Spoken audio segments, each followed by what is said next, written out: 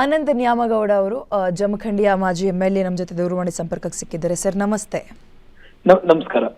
ಈ ಕ್ಷಣದಲ್ಲಿ ಮೇಟಿ ಅವ್ರನ್ನ ಹೇಗೆ ನೆನಪಿಸ್ಕೊಳ್ಳೋಕೆ ಇಷ್ಟಪಡ್ತೀರಿ? ಮೇಟಿ ಅವ್ರ ಬಗ್ಗೆ ಏನು ಮಾತಾಡ್ಬೋದು ನೀವು?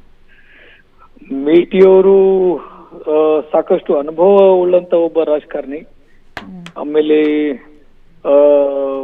ಯುವಕರಿಗೆ ಬಹಳಷ್ಟು ಪ್ರೋತ್ಸಾಹ ಕೊಡುವಂತವ್ರು. ನಮ್ಮಂತ ಯುವಕರಿಗೆ ಸಾಕಷ್ಟು ಮಾರ್ಗದರ್ಶನವನ್ನು ನೀಡ್ತಿದ್ರು ಅವರು.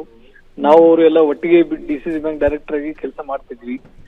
ಜಿಲ್ಲೆಗೆ ಯಾವುದೇ ಒಂದು ಹೊಸ ಯೋಜನೆಗಳು ಬರ್ತಿದ್ವು ಅಥವಾ ಜಿಲ್ಲೆಯ ಒಬ್ಬ ಯುವಕ ಏನಾದ್ರು ಹೊಸ ಪ್ರಾಜೆಕ್ಟ್ ಮಾಡ್ತೀನಿ ಅಂತಂದ್ರೆ ಅವ್ರನ್ನ ಪ್ರೋತ್ಸಾಹಿಸ್ಬೇಕನ್ನುವಂತ ಮನೋಭಾವನೆ ಇಟ್ಕೊಂಡಿರ್ತಕ್ಕಂಥವ್ರು. ಸೊ ಯಾರಿಗೂ ಕೂಡ ಕೆಟ್ಟದ್ದು ಮಾಡ್ಬೇಕು ಅನ್ನುವಂತ ಅವ್ರ ಮನಸ್ಥಿತಿಯಲ್ಲಿ ಎಂದೂ ಕೂಡ ಅವ್ರ ಮನಸ್ಸಿನಲ್ಲಿ ಬರ್ತಿರ್ಲಿಲ್ಲ. ಅಂತ ಒಬ್ಬ ಮುತ್ಸದಿ ನಾಯಕ ಅವರು. ನಮ್ಮ ತಂದೆಯವ್ರ ಜೊತೆನೂ ಒಳ್ಳೆ ಒಡನಾಟ ಇತ್ತು ಅವ್ರದ್ದು. ಲೋಕಸಭಾ ಚುನಾವಣೆಯಲ್ಲಿ ನಮ್ಮ ತಂದೆಯವ್ರ ವಿರುದ್ಧ ಗೆದ್ದಿರ್ತಕ್ಕಂಥವ್ರು ಅವರು. ಅದೆಲ್ಲ ಇದ್ರು ಕೂಡ ಬಹುಶಃ ನನಗನ್ಸಿದ ಪ್ರಕಾರ ಅವ್ರಿಗೆ ಯಾರು ಶತ್ರುಗಳು ಇರ್ಲಿಲ್ಲ. ಅವ್ರ ಎಷ್ಟೇ ವಿರೋಧಿಗಳಿದ್ರು ಕೂಡ ಅವ್ರನ್ನೆಲ್ಲ ಬಹಳ ಪ್ರೀತಿಯಿಂದ ಮಾತನಾಡಿಸುವಂತ ಒಂದು ಸ್ವಭಾವ ಅವ್ರದ್ದಾಗಿತ್ತು ಅವ್ರು. ನಿಜವಾಗ್ಲೂ ಇದು ನಮ್ಮ ಜಿಲ್ಲೆಗೆ ಅಷ್ಟೆಲ್ಲ ನಮ್ಮ ರಾಜ್ಯಕ್ಕೆ ಒಂದು ದೊಡ್ಡ ನಷ್ಟ ಅಂತ ನಾನು ಹೇಳಿಕ್ ಬಯಸ್ತೀನಿ.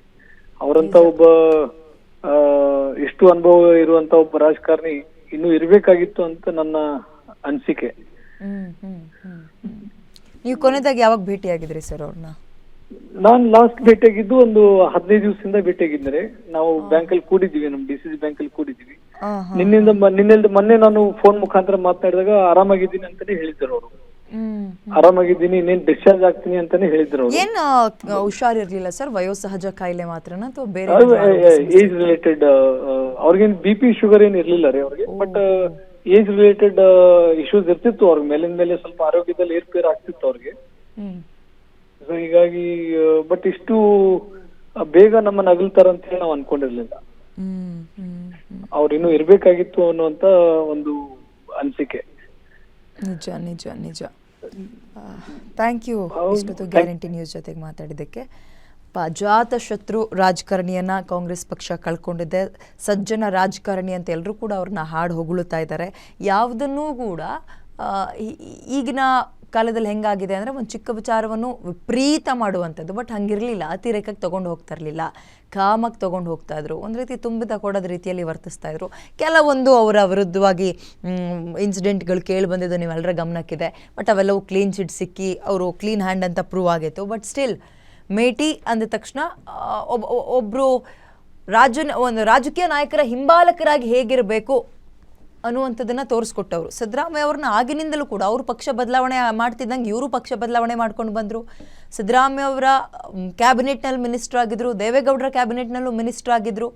ಅಂದರೆ ಒಬ್ಬ ಜನಪ್ರತಿನಿಧಿಯಾಗಿ ಎಲ್ಲ ರೀತಿಯ ಅಧಿಕಾರವನ್ನು ಕೂಡ ಅವರು ಅಧಿಕಾರವನ್ನು ನಡೆಸಿದರು.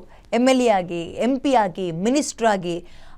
ಸೋಲಿಲ್ಲದ ಸರದಾರ ಅಂತ ಹೇಳಿಕ್ಕಾಗಲ್ಲ. 2-3 ಬಾರಿ ಸೋತಿದ್ದಾರೆ ಕಂಟೆಸ್ಟ್ ಮಾಡಿ. ವಿಧಾನಸಭೆ ಎಲೆಕ್ಷನಲ್ಲೂ ಅಷ್ಟೇ, ಲೋಕಸಭೆ ಎಲೆಕ್ಷನಲ್ಲೂ ಅಷ್ಟೇ. ಬಟ್ ಸ್ಟಿಲ್ ಅದನ್ನು ಅಯ್ಯೋ ಸೋತೋಗ್ಬಿಟ್ನಲ್ಲ ಅಂತ ಹಿಂಗೆ ತಗೊಳ್ತಾ ಇರಲಿಲ್ಲ. ವಾಪಸ್ ರೀಕಂಟೆಸ್ಟ್ ಮಾಡೋರು, ಗೆಲ್ಲೋರು. ಅದನ್ನೇ ಹೇಳಿದ್ನಲ್ಲ, MLA, MP, ಮಿನಿಸ್ಟರ್ ಎಲ್ಲ ರೀತಿಯ ಅಧಿಕಾರವನ್ನು ಕೂಡ ನೋಡಿರುವಂಥವರು ಮೇಟಿಯವರು. ಆಮೇಲೆ ತುಂಬ ಜನ, ಈಗ ಉಮಾಶ್ರೀ ಅವರು ಸೇರಿದಂತೆ ಹಲವರು ಹೇಳ್ತಾ ಇದ್ರು, ಯುವ ರಾಜಕಾರಣಿಗಳಿಗೆ ತುಂಬ ಸ್ಫೂರ್ತಿ ಅವರು. ಯಾರಾದರೂ ರಾಜಕಾರಣಕ್ಕೆ ಬರ್ತಾ ಇದ್ದಾರೆ ಅಂದರೆ ಅವರಿಗೆ ಒಳ್ಳೆ ಮಾರ್ಗದರ್ಶನವನ್ನು ಕೊಡ್ತಾ ಇದ್ದಂಥವ್ರು ಮೇಟಿ ಅಂತ. ಆಮೇಲೆ ಒಂದು ಪಕ್ಷಕ್ಕೆ ಅವರು ಸ್ಟಿಕ್ ಆನ್ ಆಗಿದ್ದಾರೆ ಅಥವಾ ಒಂದು ಪಕ್ಷದಲ್ಲಿ ಗುರುತಿಸ್ಕೊಳ್ತಾ ಇದ್ದಾರೆ ಅಂದ ತಕ್ಷಣ ಬೇರೆ ಪಕ್ಷದವರು ಅವ್ರನ್ನ ವಿರೋಧಿಗಳಾಗಿ ನೋಡ್ತಾರೆ. ಬಟ್ ಮೇಟಿಯವರ ವಿಚಾರದಲ್ಲಿ ಅದು ಸುಳ್ಳಾಗಿತ್ತು. BJP ಆಗಿರ್ಬೋದು ಅಥವಾ ಪಕ್ಷ ಬಿಟ್ಟು ಬಂದಿರುವ JDS ಆಗಿರ್ಬೋದು, ಯಾರು ಕೂಡ ಮೇಟಿಯವರ ಬಗ್ಗೆ ತೀರಾ ಅವಚ್ಚುವಾಗಿ ಮಾತಾಡೋದು ಅಥವಾ ಅವ್ರನ್ನ ಖಂಡಿಸೋದು, ಅವರ ಸ್ಟೇಟ್ಮೆಂಟ್ಗಳನ್ನು ಅಲ್ಲಗಳೆಯೋದು ಯಾರು ಮಾಡ್ತಾ ಇರಲಿಲ್ಲ. ಯಾಕಂದರೆ ಅಷ್ಟೊಂದು ಸರಳ ಸಜ್ಜನಿಕೆಯಾಗಿ ಎಲ್ಲರನ್ನೂ ನಾನು ಕಾಂಗ್ರೆಸ್ ಪಕ್ಷದಲ್ಲಿದ್ದೀನಿ, ಕಾಂಗ್ರೆಸ್ನವ್ರನ್ನ ಮಾತ್ರ ಚೆನ್ನಾಗಿ ಮಾತಾಡಿಸ್ಬೇಕು, ಅಂಥವ್ರನ್ನ ಮಾತ್ರ ಚೆನ್ನಾಗಿ ಇಟ್ಕೋಬೇಕು ಅನ್ನೋ ಈ ರೀತಿಯ ಸ್ವಭಾವ ಅಲ್ಲ ಮೇಟಿ ಅವ್ರದ್ದು. ಎಲ್ಲರನ್ನೂ ನಿಭಾಯಿಸ್ಕೊಂಡು ಹೋಗ್ತಾ ಇದ್ದಂಥವ್ರು ಮೇಟಿ. ಬಟ್ ಅವ್ರು ಇನ್ನಿಲ್ಲ ಅನ್ನುವಂಥದ್ದು ನೋವು ತರ್ತಾ ಇದೆ ಕಾಂಗ್ರೆಸ್ ಪಕ್ಷಕ್ಕೆ.